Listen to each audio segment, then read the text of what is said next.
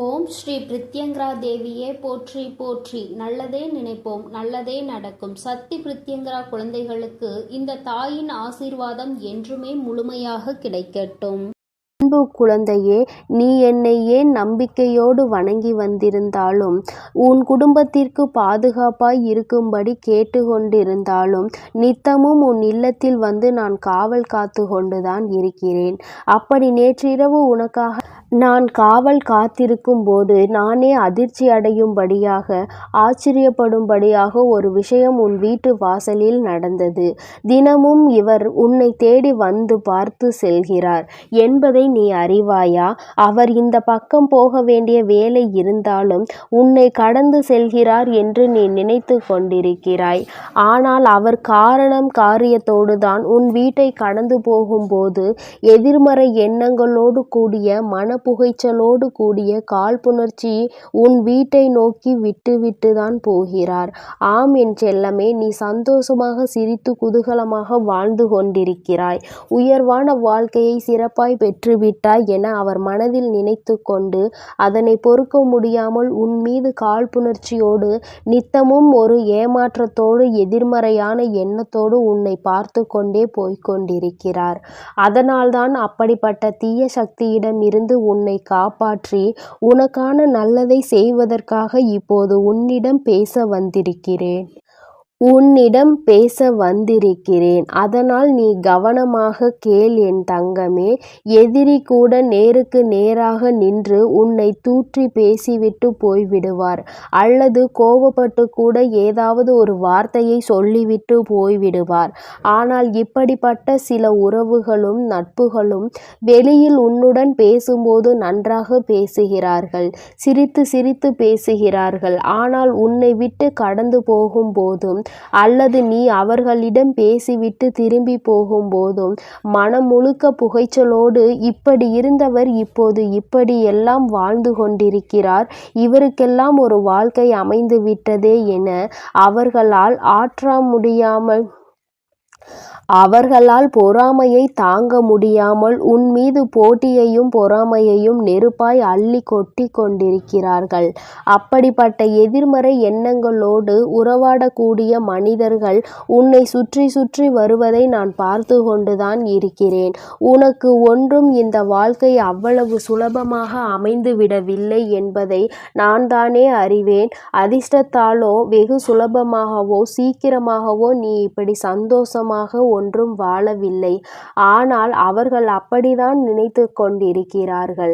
உனக்கென்ன எல்லாம் இருக்கிறது எனவும், உன் குடும்பத்திற்கு என்ன எல்லாவற்றையும் சிறப்பாய் செய்கிறாய், சந்தோஷமாய் இருக்கிறீர்கள் என நினைத்து கொண்டு உன் குடும்பத்தின் மீது ஒரு பொறாமை கண்ணை வைத்து கொண்டல்லவா சுற்றி கொண்டிருக்கிறார்கள். அவர்களுக்கு என்ன செய்ய வேண்டும், எப்படி செய்ய வேண்டும் என்பதை இப்போதிலிருந்து நான் ஆரம்பிக்கப் போகிறேன். நீயும் எல்லோரிடமும் கொஞ்சம் கவனமாக இரு என் தங்கமே. கல்லடி பட்டாலும் கண்ணடி படக்கூடாது என்கின்ற வார்த்தையை நீ கேட்டிருப்பாய் தானே? அவர்கள் கண்ணால் உன்னை பார்த்துவிட்டு அப்படியே போவது கிடையாது. உன்னுடைய வாழ்க்கையில் நீ வாழக்கூடிய விதத்தையும் முறையையும் பார்த்து அவர்கள் மனம் கொந்தளித்து விட்டது அல்லவா? அது கொழுந்துவிட்டு எரிகிறது அல்லவா? எல்லோரிடமும் கொஞ்சம் கவனமாக இரு. உன் வாழ்வில் நீ பெறுகிற வெற்றியும் செய்யக்கூடிய செயலையும் யாரிடமும் பகிர்ந்து கொள்ள வேண்டாம். ஏனென்றால் போட்டி பொறாமை எண்ணங்கள் மட்டுமே கொண்ட சுயநலம் கொண்ட மனிதர்களாக அல்லவா இந்த கலியுக காலம் இருக்கிறது.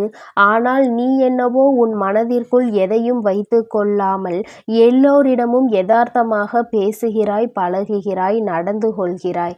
ஆனால் எல்லோரும் உன்னை அப்படி எளிதாக நினைக்கவில்லை என் செல்லமே.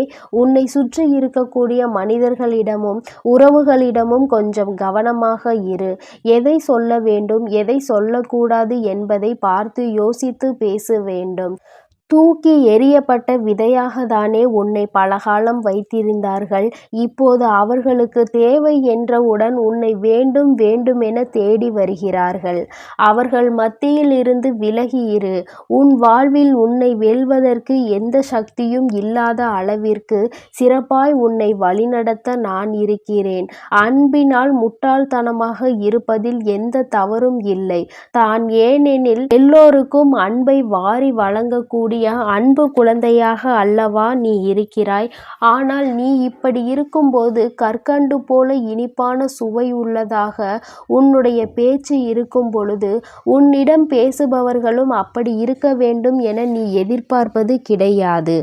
ஆனால் அவர்கள் அதை சரியாக புரிந்து கொள்ளாமல் நீ உன்னுடைய பெருமைக்காகவும் பலத்திற்காகவும் தான் இப்படியெல்லாம் நடந்து கொள்கிறாய் என தவறாக நினைத்து கொண்டிருக்கிறார்கள். உன்னை சுற்றி இருக்கக்கூடிய உறவுகள் உன் பாசத்தை மதிக்கவில்லை. உன்னிடம் இருக்கும் பணத்தை தான் மதிக்கிறார்கள் என்பதை புரிந்து கொள்.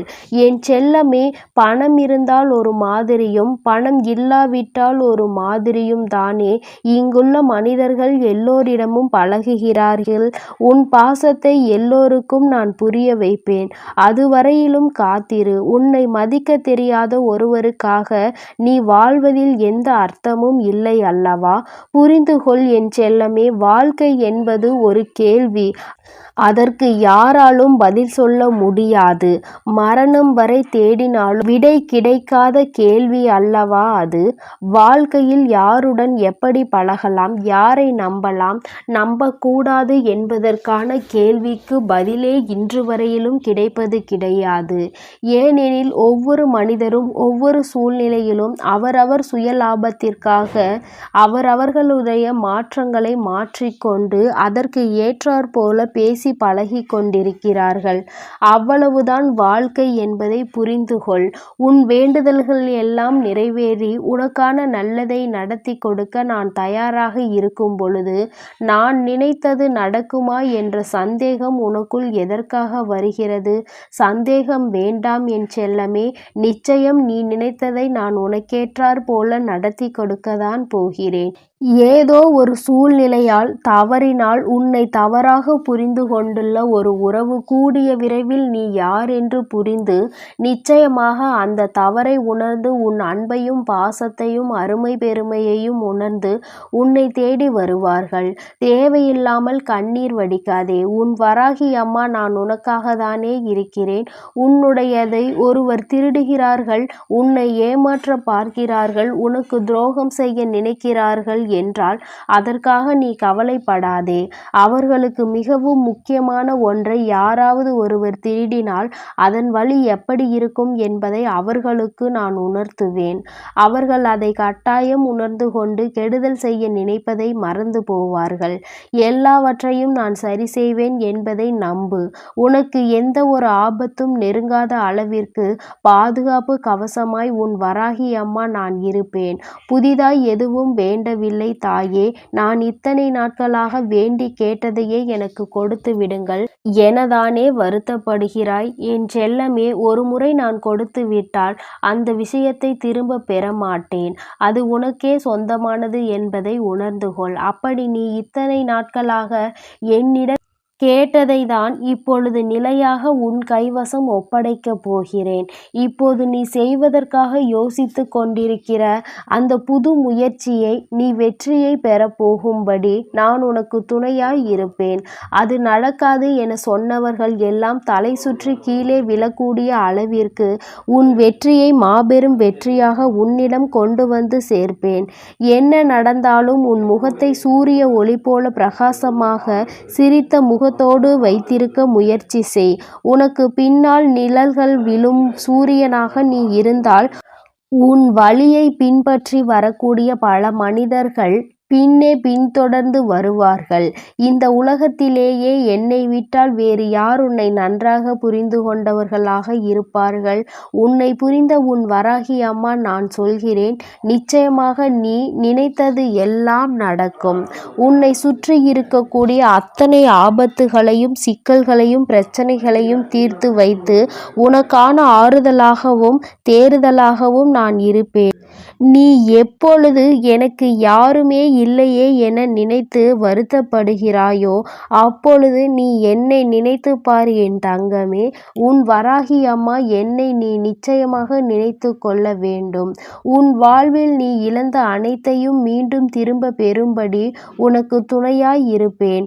இந்த உலகில் இருக்கக்கூடிய ஒவ்வொரு மனிதனும் ஒவ்வொரு விதமான புத்தகம். அந்த புத்தகத்தை படிக்கும்போது தானே முழுவதும் புரியும்.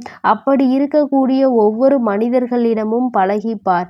அவர்களில் நல்லவர்களை உன் அருகில் வைத்து கொள்ள நீ முயற்சி செய். கெட்டவர்களிடமிருந்து தூரமாக நீ போய்விடு. இன்று நீ செய்ய நினைத்த ஒரு செயலானது உன் வாழ்வில் மகிழ்ச்சி நிறைந்ததாக மாறப்போகிறது. நீ செய்யக்கூடிய தானமும் தர்மமும் உன் தலைமுறையை காத்திருக்கும். இன்று நான் சொன்னது போலவே இப்போது உன்னையும் உன் குடும்பத்தையும் காப்பாற்ற ஓடோடி வந்துள்ளேன்.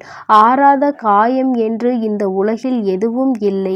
உன் மனதில் இருக்கக்கூடிய காயத்தையும் வேதனையையும் மறைத்து சந்தோஷமாக நிரந்தரமான மகிழ்ச்சியான நாளை நான் உனக்கு கொடுக்க போகிறேன் என் தங்க பிள்ளையே. அதனால் நீ மகிழ்ச்சியாக வாழப்பார். உனக்கு நிச்சயமாக அனைத்தையும் நான் செய்து கொடுப்பேன் என்ற நம்பிக்கையோடு இரு.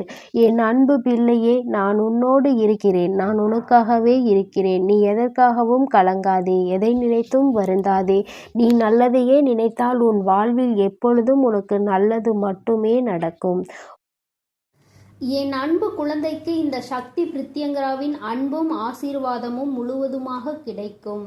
ஓம் ஸ்ரீ பிரித்யங்கரா தேவியே போற்றி போற்றி. ஓம் ஸ்ரீ பிரித்யங்கரா தேவியே